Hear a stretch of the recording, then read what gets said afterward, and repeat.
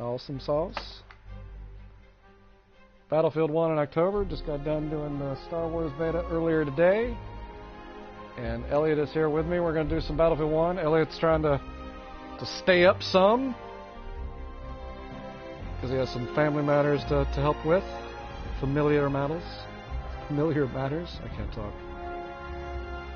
I'm going to start off by saying Awesome Sauce is almost as old as you are. Even though I still say it. Even though you still say it. So calling me out on old terminology, yeah, but I do say it, but I'm cooler than you, so it doesn't matter. I'm English, I'm allowed. You're English, you're allowed to use like slang that's since gone of the days past? Yes. Oh, so that's what the next, I'm seeing the screen here, that the next expansion is going to be called Turning Tides. And if I remember correctly... it's going to be Naval Strike. Yeah, Naval Strike, but if I remember correctly too, this is supposed to be related to Australia, I think. I could be wrong. I mean, I think if you were going to do anything for Australia, it'd be the fucking cavalry units. I mean, they had some pretty damn good cavalry units in the Middle East. Oh, did they? See, I don't know that much about it. Just, I thought I had read, and again, this could be wrong, I thought I had read some point ago, and again, this could be hearsay, that the naval strike was going to be somehow related to Australia, because they were going to be one of the armies featured in the DLCs. Supposedly. Again, like, I could be wrong. Because we've already seen, you know, like the French, which is They Shall Not Pass. We've got In the Name of the Tsar, which is Russia. And now, evidently, we have coming up Turning Tides. Yeah.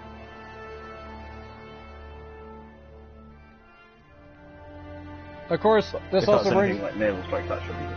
Oh, yeah. Yeah, the next Naval Strike. And of course, this does bring up, as always, that with my want, I really... I need to create like a petition. I really wish EA would put story DLC to the DLCs. Yeah.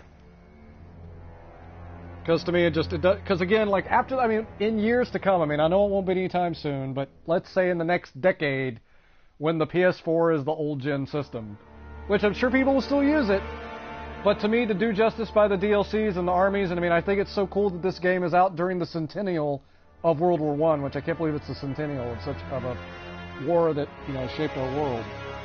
That I think, I mean, and don't get me wrong, like I can't imagine the work that goes into making these games in the first place. I'm not a developer. I wish I was. But I really truly think that if they're going to do these DLCs and they want to truly do them justice, that add some story to it, like add on to the campaign mission of what already exists. Because, like, what was it? Scott was the one that told me, like with the Russian maps, that some of the maps you play in the Russian DLC is not actually have to do with World War I, but during World War I was a Russian Revolution. And see, I had no clue about that.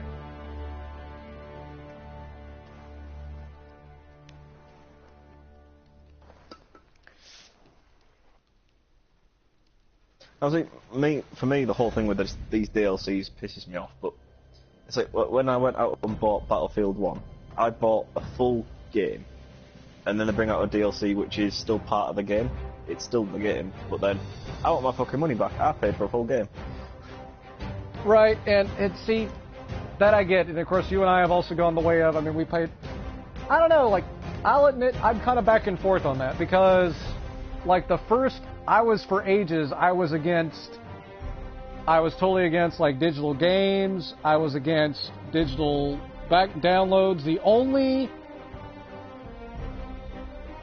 consideration I would give to it would be that if you added anything via digitally, I wanted additional story. And the first game that ever did that for me was Red Faction Guerrilla on the PS3. They add DLC to it. Like, they had DLC for the multiplayer. I could give a crap less about it. But, I mean, it's an amazing game. Red Faction, the series, I haven't really played, but Guerrilla itself is phenomenal. But the DLC for it was story DLC. And that was kind of like, as they call it, like, you know, like the entry-level drugs, or whatever you call it, like the, oh, not entry, what do you call the term? Gateway? Gateway, thank you, like Gateway. Like, that was my Gateway DLC, was... because like that kind of, I mean, that was my first DLC I ever bought, like digital anything, I think. I mean, yeah, I already had iTunes, but still, as far as like gaming to me was still very, very, very physical. Like, I wanted it on disc. And honestly, I still want it on disc. I want it like cartridge, disc, whatever. But, I mean, that sort of changed my mind. I mean, so I'm still not so much against adding extra story via DLC. However, as a side note, games like, and again, I know they're a phenomenal company, Ubisoft, like, not talking about EA, whereas, what was it? Red Faction, I think, was made by Volition, or is made by Volition. Ubisoft, who made, Assassin's Creed, they didn't do it with the first game. Of course, they didn't know what to expect after the first Assassin's Creed. Assassin's Creed 2, they did the thing of that, we're putting out the game, but if you want missions that are technically a part of the story, you have to pay extra for them. That pissed me off, because by the way, at least by the way they presented it, it was, hey, we made this game so fast we couldn't include it, so if you really want these extra missions, you got to pay extra for it. And so, in that instance, I agree with what you're saying. So, with things like that, if they, like you said, brought out the story for those DLCs, I wouldn't mind paying for that, because yes, exactly. I wouldn't mind paying at all. That'd be like another game. That would be like just a second Battlefield 1, like Battlefield 1.5 or something. Yeah, it would be another part of the campaign. Because all they're doing is taking the format they already have, they're putting a new skin on it and releasing it as new things. It isn't that much effort for them. A storyline with the animations and all that stuff and cutscenes, that would take them a lot of time. Right, effort, a lot longer. And see, to me, a new map. Right, exactly. And so that's the thing that, like Ubisoft just did with Assassin's Creed Origins. They took a year off, and to me, like, I know, like, right now EA's trying to churn stuff out because they're sort of connected with, Disney doing like Star Wars you have the numbered sequel, then you have the side story, then you have a numbered, is what they're doing so far. And I think EA is trying to do the same thing. Like, last year you had Battlefield 1. This year we have Star Wars Battlefront 2. The next year is going to be whatever the sequel to Battlefield 1 is going to be. And in my mind, I would prefer take a year off, do Battlefield 1 right, because to me it'd still be 2018. Again, do exactly what we're talking about now, like expand upon the DLCs that already exist, because I'll go ahead and tell you, and this has been my stance on it from the beginning, if you put campaign missions on a DLC, I will pay $20, hands down, no questions asked. Yeah. Oh, just because while you're talking about Assassin's Creed, I think this new one is going to be the last one. Oh, because it's the origin story, you think? Like, to me, I think it's just going to be the beginning of the end, like a whole nother... Maybe not beginning of the end. I think it's just going to be beginning to a whole nother realm of them, I think. Well, there's a new trailer out for it, and it says in very big letters, it all ends where it all began. Oh! I find that hard to believe, because... I mean, don't get me wrong, again, Ubisoft does phenomenal games, and talking about World War I, another game, it's a 2D side-scroll game, but, as a matter of fact, I played it before I ever played Battlefield 1, and to me it even sets the standard that EA had to live up to, which is Valiant Hearts, which was a little side game that, like, a few developers from the studio made, but it's about World War I, it's phenomenal. But, that said, I mean, that was like a side project, but again, a phenomenal little side project. It's a beautiful little game. But again, about World War I, and it tugs at all your heartstrings.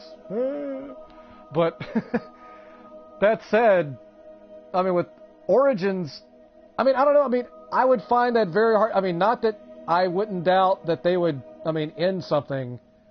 But, I mean, dude, Assassin's Creed's one of their big prestige intellectual properties. I don't think they're going to let the thing die. Certainly not now. I mean, they could. I mean, I guess they could, because they do have on the horizon several different games, because, like, okay, Far Cry 5's coming out beginning of next year. Origins is coming out later this month. And then on the horizon, I know we have Skull and Bones, which that looks phenomenal. And they have another big game coming out, too, that what it is escapes me. There is another big game that Ubisoft is doing. I think if they don't end it, what they'll do is they won't announce any other Assassin's Creeds for a while. In other words, take time off again. Yeah, but they'll make it... They'll do it as a commercialism point of view. It'll be, oh, this is the last game ever. But then, oh, but due to popular demand, we're going to make another one a few years later, like a year or two later. Do you know what I mean? And then it gets that hype straight away. That'll get them selling. They can charge what they want for it then, can't they? Right, but see, to me, I think they've already done that, at least for me, because I remember once upon a time when the Assassin's Creed was like first coming out with, I mean, when they first, debuted in like Jerusalem, Bethlehem, which, I mean, to me it was phenomenal to see that era and that, that place in geography, that, the area of the world. And just, I mean, what was it? From there, they went to, the Ezio trilogy with, the Renaissance and Rome and everything around there. And then Assassin's Creed 3, we went to the colonies with, the Indian Connor, who was, half Indian, half not. And just, I thought it was so cool to see the Americas during the Revolution. To, what was it? After 3, we had, of course, the legendary Black Flag with the Caribbean. And then from there, I mean, we had Rogue and some other, Rogue Liberation was down in the Caribbean as well. Rogue was up in the Northeast. And then Unity, which I haven't, and I'll have to say this, Unity I haven't played, nor have I played Syndicate. Unity was, of course, during the French Revolution. I know at launch it had a bunch of glitches, a bunch of game. People weren't very happy with it. And then Syndicate, I relate it to you, because, of course, British, that I really wanted to play Syndicate because that's based during the Victorian era. I'm listing all these eras because, especially around the time of the Ezio trilogy, people, because they had already done, Jerusalem and then Renaissance, everybody was speculating, where is Assassin's Creed going to go next with their eras? And at the time, and a lot of people forget this, Ubisoft and the creators said they would never go to Egypt. It was one of the eras they said they would never go to. That they would never go to ancient Egypt. So it's a big hint, but it's also making it. So what they're doing is they're trying to make it like a hint by denying. Well, I guess, but again, this was years ago because there were several things. Like it was Egypt, and there was some others. In other words, another one that people have asked for ages, like feudal Japan. People wanted to see feudal Japan, and they're like, nope, not going to do it. They're like, not going to do feudal Japan, not going to do ancient Egypt. And there was a third, too, that people were asking for, and the time escapes me. Might have been China. I mean, they kind of tackled China, which, a game that I really wish they would have done as a big AAA title, Assassin's Creed Chronicles, which was it China, India, and Russia? I wish that was a big AAA title. I truly do. I own that on the Vita. It's kind of eh. Like, I love the idea of it. I love the artwork. I love everything else, but I truly wish it was a full-fledged, third-person game, because I think it would do... And honestly, and a lot of people even theorize that they wanted to see the reception of Chronicles to actually even see where does the audience want us to go from here. So even like you're talking about, alluding to what they might try, that, okay, back in the day they said, oh, no, we're not going to do that. But even by even saying they wouldn't do it, they immediately... Because what is it? That even... when people want popularity, that even if you go out against somebody that, oh my God, I hate so-and-so, if you're talking about them, you're still giving them promotion, even if it's negative, like publicity. So by them even saying that they still get the publicity, they still got the crowd reaction of, well, we said we're not going to do this, but look what they want us to do. So, yeah. An interesting one for them to tackle would be Nazi Germany. World War II, I have heard, I do not know how, that World War II is somehow tackled in one of the new ones. Right. Somehow. Don't know how, have no clue, don't really want spoilers on it, but it is somehow related. I have a feeling it must do with the flashbacks of, what was it, in the old games, Desmond would be present day, so maybe we see a different present day-ish, but in a different timeline, or... Because, we're already flirting with the idea of going back in history with the Animus, so what's to say that Assassin's Creed doesn't get even more ridiculous with their time jump? Yeah. What? Squeaking kitty cat. You could end up with Assassin's Creed Primal. I have to be honest, I would totally play that. Matter of fact, speaking of Primal, that's a Far Cry game I really do want to play. I have not yet played it. KJ has. I have not. I really do want to play Far Cry Primal. Yeah.